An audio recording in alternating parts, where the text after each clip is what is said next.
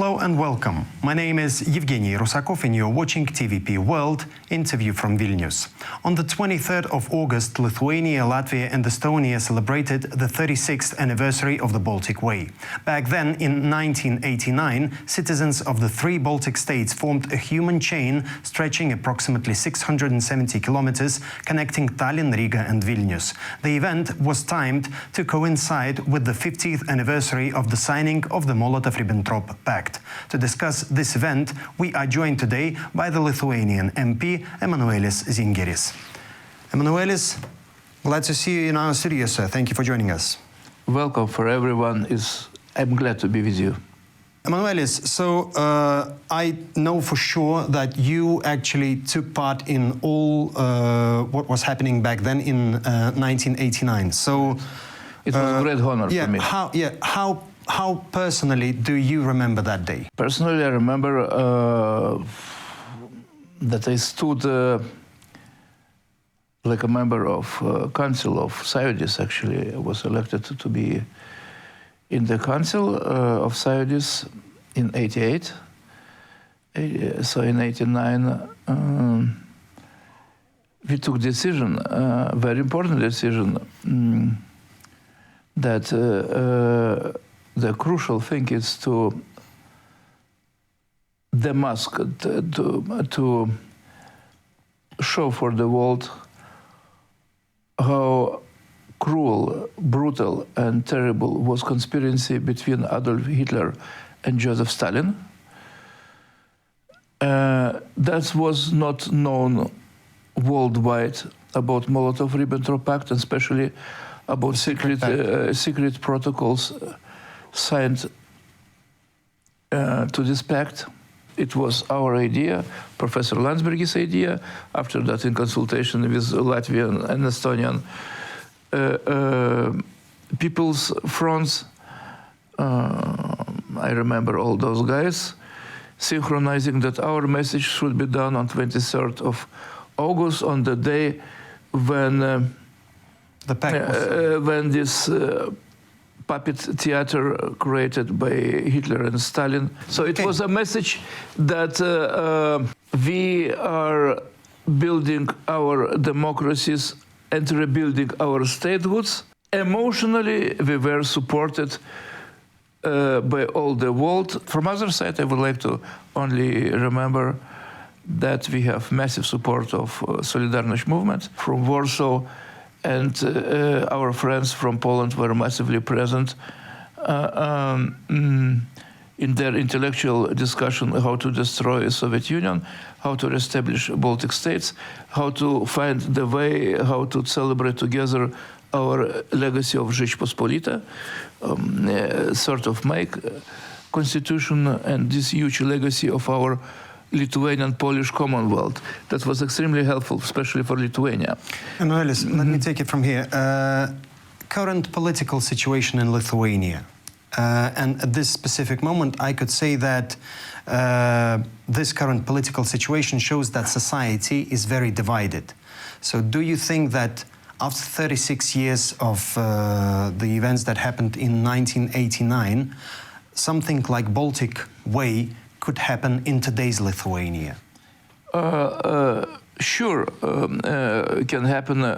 We are united absolutely in case of support for Ukraine.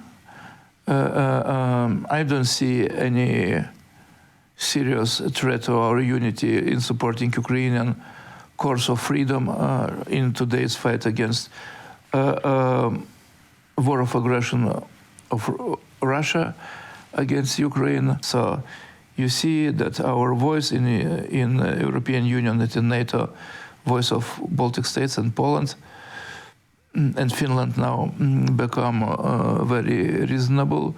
Mr. Kubilius is a commissioner on defense, and we will withdraw the lessons from Russia war against Ukraine. We will now concentrate during next years building our defense industries and our military. And I think after a few years, the possible danger that somebody will become crazy to attack NATO countries in Kremlin will be not a case at all. When we talk about the Baltic Way that happened in 1989, UNESCO recognized this action as a phenomenon of non-violent resistance. Yeah. And then it comes to Belarus, where we saw the same thing in 2020. Yes. But for some reason, they did not succeed. So, briefly, why do you think this happened? What has changed since 1989? You know, in Poland and in Baltic States, the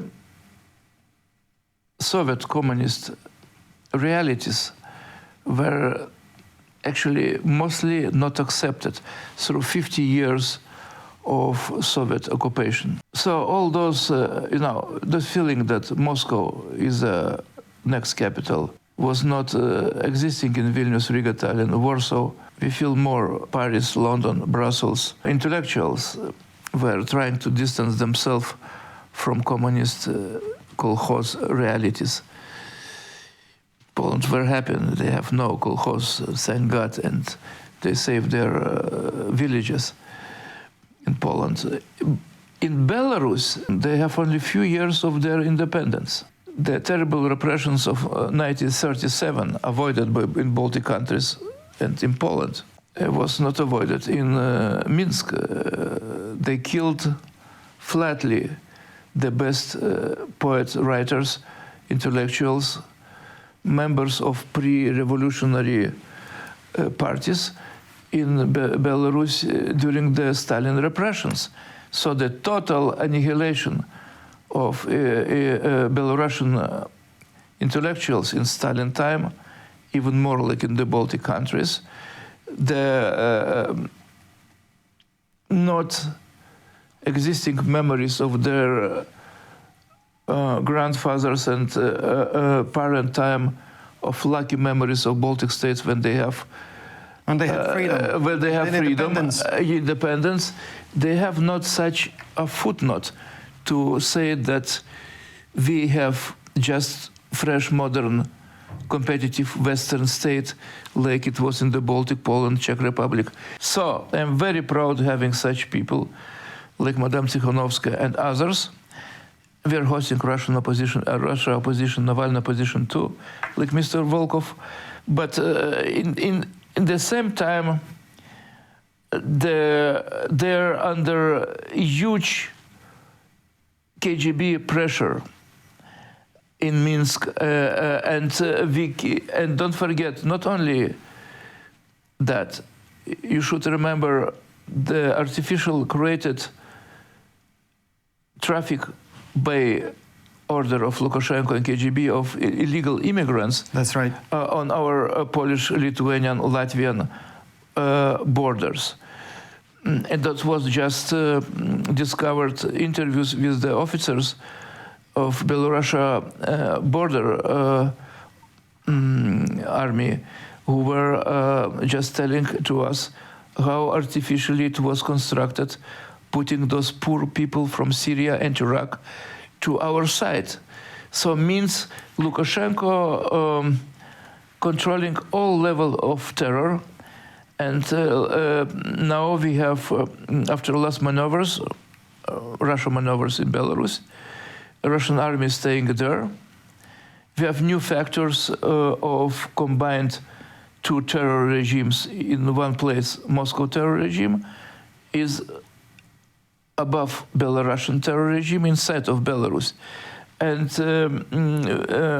they're sharing intelligence community from Belarus and Russia sharing their information against Democrats. So we are trying to help them.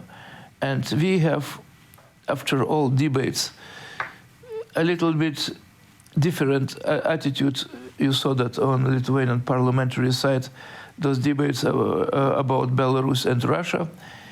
We still have our historical ties to Belarusian people. We try to shelter them, cover them, and remember that they were hundreds of years in one Grand Duchy of Lithuania with us, remembering the Magdeburg rights for the cities, all those things related to our freedoms in old centuries. So in this case, we're trying to support the democratic aspirations, but that's very complicated. Well, the regime is trying to isolate Belarus, and now we will be very glad that during this fantastic try of American administration to liberate some of the opposition representatives in the concentration camps and jails of Belarus. I hope we will be trying to consult our American friends to have common lists who should be liberated from jail. We still remember that Mr. Statkevich, leader of Social Democratic parties, in jail. You have other leaders from other parties, remains of party system in Belarus. We will be trying to convince our good American friends during the pressure, the vice pressure issued to regime to liberate more like 1,300 inmates, political inmates. We will try to consult with Madam Tikhanovska's office and with our Ministry of Foreign Affairs, our task to liberate them from these terrible places of torture.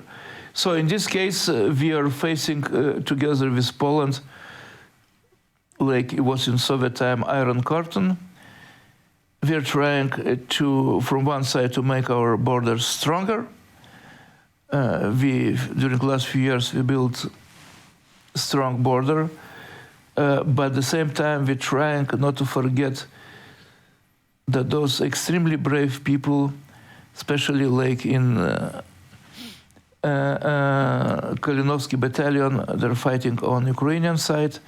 Their brave Democrats are endangered in all the world.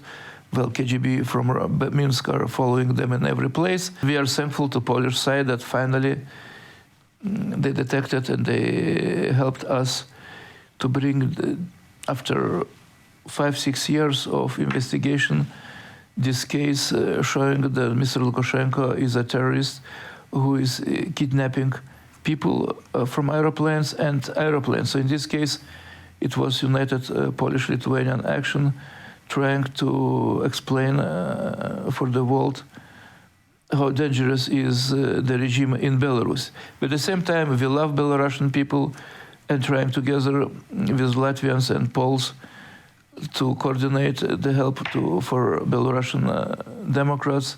And we're saying thank you to them. And I must say that it is already time to finish our interview, and I must say that probably the next Baltic Way, I really hope we will see Latvians, Lithuanians, Estonians together with citizens of Belarus in this Baltic Belarusian way.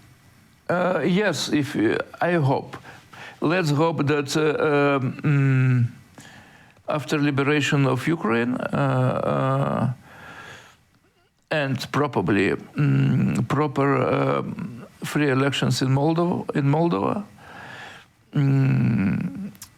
after agreements in Washington signed by Azerbaijan and Armenia, and after more and more cemented defense of Europe, who will be finally accepted by Kremlin, that Europe will be not giving up. Emanuelis, thank you so much for joining us today, yes, and I really hope to see you in our studio once again. Thank you so much. Thank you. And let's keep our democratic world together and defend together our values. Thank you. And I would like to remind our viewers that our guest for today was a Lithuanian MP Emanuelis Zingeris. You're watching TVP World. Stay with us.